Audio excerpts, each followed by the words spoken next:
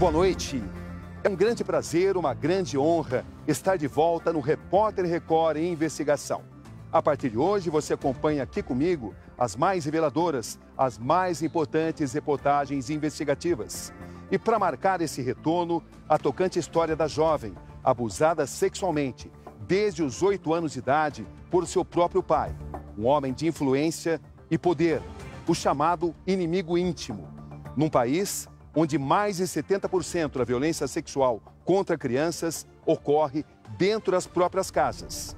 Para a vítima desses abusos, essa história é, antes de tudo, um grito de socorro.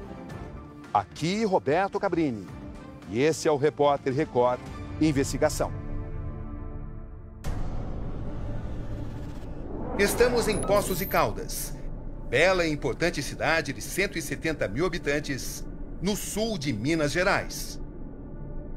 Aqui, no dia 16 de março, o empresário Paulo Molinari foi preso, suspeito de abusar sexualmente de sua própria filha, Bruna de Oliveira Molinari. É dinheiro, que a gente está aqui por dinheiro. Se ele me oferecer o patrimônio inteiro que ele tem para me mudar a minha versão da história, falar que eu sou louca, eu não quero nenhum real dele. Eu quero ver o nome dele sendo exposto e contando quem ele é. O empresário é também suspeito de abusar de outras mulheres. Uma delas confirma ter também sofrido abuso. Ele obrigava a senhora a manter relações sexuais? Ele obrigava porque é o seguinte, ele falava assim para mim, você sabe como eu sou, né? Você me conhece, você sabe muito bem que eu sou dono da metade de Poços de Caldas. Agora, se você me obedece, você sabe muito bem o que pode acontecer com você. Carla Renata Maciel está na Espanha. Ela conta ter fugido de Molinari depois de uma sequência de abusos e de ameaças. Por que ele queria matar a senhora? Ele tinha medo, porque na época, assim, eu sei de muita coisa dele, coisa macabra, porque ele tem a mente diabólica. Eu conheci o Paulo, eu sei do que ele é capaz. Do que Paulo Molinari é capaz? Ele é capaz de matar uma pessoa pelo poder, porque se eu estivesse no Brasil, eu não estaria aqui. Força, minha guerreira. Força, minha guerreira. Fala. Lágrimas e desabafo. Força. Eu só queria agradecer a minha mãe. Se não fosse ela, eu não ia ter conseguido denunciar ele. Em nenhum momento ela teve medo.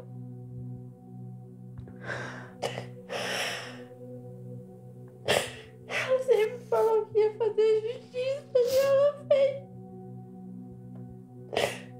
Quero que Deus abençoe ela por tudo. Que ela acreditou em mim. Eu sempre ia acreditar, sempre. Para entender a história dessa jovem, é preciso voltar no tempo. É quando entra em cena também esta mulher. Quem é Paulo Molinari para a senhora? Olha, nesse momento hoje, para mim, Paulo Molinari é um monstro.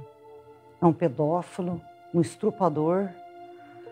Hoje eu consigo enxergar ele de uma maneira assim que é repugnante o que eu estou sentindo por ele e que eu estou conseguindo enxergar nele aí. Eliana Maria de Oliveira conheceu Paulo Molinari nos anos 90. Ela tinha apenas 21 anos. Foi contratada pela maior fábrica de cristais da América Latina, com sede em Poços de Caldas, onde Paulo Molinari é um dos donos. Eu conheci ele quando eu fui trabalhar na fábrica para ele. Eu tinha entre 21 e 22 anos de idade. Eu fui funcionária dele na fábrica dele. E aí eu fui trabalhar lá, começou a ser de cima de mim, me cortejando. Eliana era controladora de produção, ou seja, contava as peças exportadas para 20 países de uma empresa de sucesso que hoje emprega 200 pessoas. Foi quando Eliana chamou a atenção do empresário. Ele sempre foi um homem muito cortejador, sabe? Assim, uma pessoa muito carinhosa. E eu me envolvi com ele, a gente acabou tendo um relacionamento. E desse relacionamento eu acabei engravidando dele. E isso. Dessa relação extraconjugal nasceu Bruna. Até os 7 anos, ela usava apenas o nome Bruna de Oliveira. Mas ele demorou 7 anos para te reconhecer oficialmente. Porque ele fala que senão a ex-mulher dele ia pegar muito dinheiro dele, que era para minha mãe esperar, porque senão a ex-mulher dele ia entrar com isso na justiça e ia arrancar dinheiro dele. Aí a minha mãe boba, minha mãe sempre foi boba. Ele já alegou, vi nota da família dele alegando que a minha mãe tá querendo extorquir dinheiro dele. Isso é o que mais me deixa revoltada, porque minha mãe nunca nem exigiu que ele pagasse a pensão, certo? A minha mãe nunca obrigou ele. Ela já tentou colocar ele na justiça para ele pagar a pensão, certo? E a gente chegava no meio do processo e deixava para lá, não levava em frente, porque ele ia lá, falava que ele ia pagar. Seu pai é uma pessoa rica. É. Ele só te reconheceu oficialmente quando você tinha 7 anos. Porque senão ele ia perder dinheiro para a mulher dele. O sobrenome Molinari só foi acrescentado oficialmente quando ela tinha 7 anos. Porque eu estudava, né, com a cidade na escola e eu assinava o nome dele na escola. Eu queria tanto, né, que ele me reconhecesse como filha, que ele me tratasse como filha, que Isso ele aconteceu? me respeitasse. Nunca.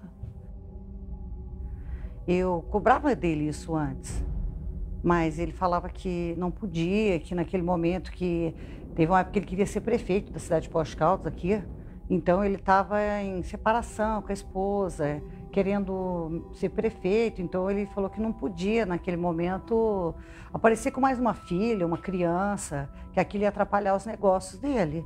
Então desde que eu engravidei, até quando eu estava grávida dela mesmo, quando foi confirmada a minha gravidez, ele já me pediu para mentir que o filho não era dele, entendeu? Na época ele queria que eu dissesse que eu tinha conhecido uma outra pessoa, tivesse tido um relacionamento com uma outra pessoa e engravidado. E essa pessoa tinha ido embora e me deixado grávida aqui. Aí ele me ajudaria, mas não era para me falar que o filho era dele.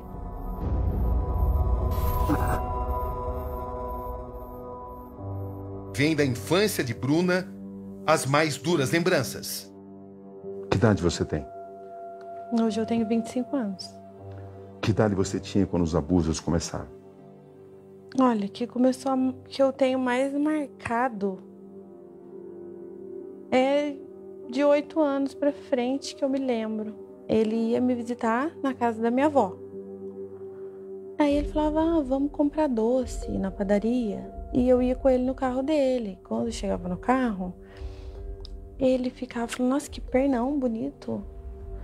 E vinha e passava a mão na minha parte íntima, passava a mão no meu peito.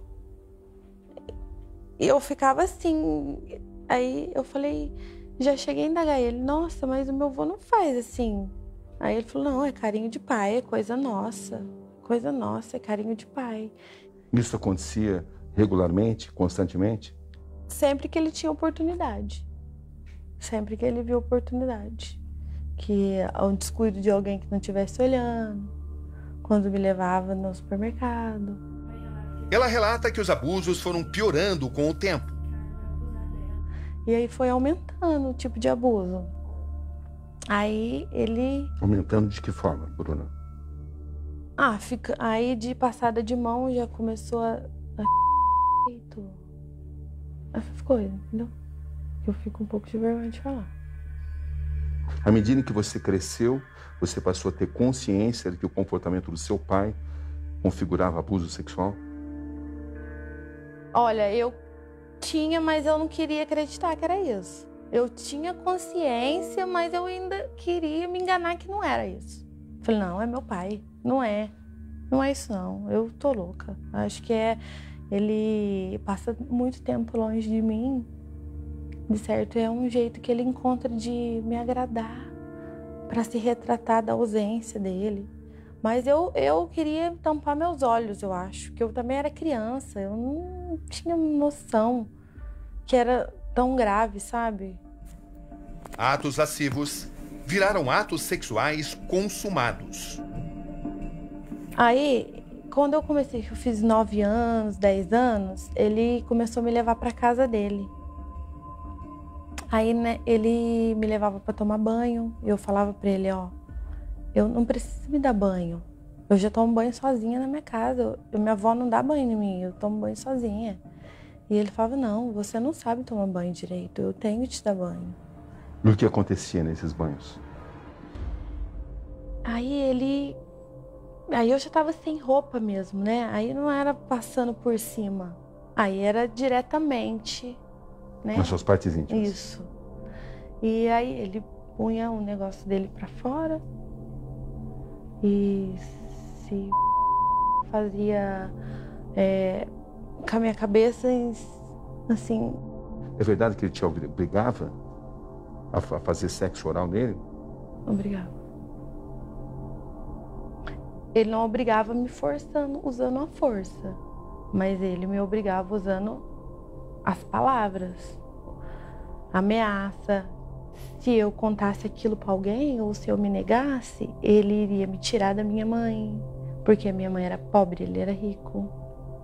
Que qualquer juiz me daria para ele muito fácil e que aí ele ia me levar para os Estados Unidos e eu nunca mais ia ver minha mãe e os meus irmãos. Que ninguém ia acreditar em mim. Então ele começou a usar o poder, que ele é uma pessoa que ele sabe usar as palavras, ele sabe manipular. Ele sabia exatamente o que ele estava fazendo e ele era confiante. Não sei se é no poder dele, no dinheiro, mas ele era confiante que eu não ia contar, que eu estava sob o poder de ameaça dele. Tudo num contexto de tensão e de sentimentos desviados. Então eu falei, tá errado, acho que isso tá errado, mas é meu pai, né? Não tá. Então, aí eu fui passando o tempo e eu fui crescendo. E aí eu fui notando que aquilo realmente não era normal. Os abusos eram assim, ele chegava na minha casa e às vezes eu falava pra minha avó que eu não queria ir com ele comprar doce. Ela falava, é teu pai, você tem que ir. Às vezes ele chegava, eu chorava, ela achava que eu tava chorando de felicidade de ver meu pai, mas não era, era de tristeza.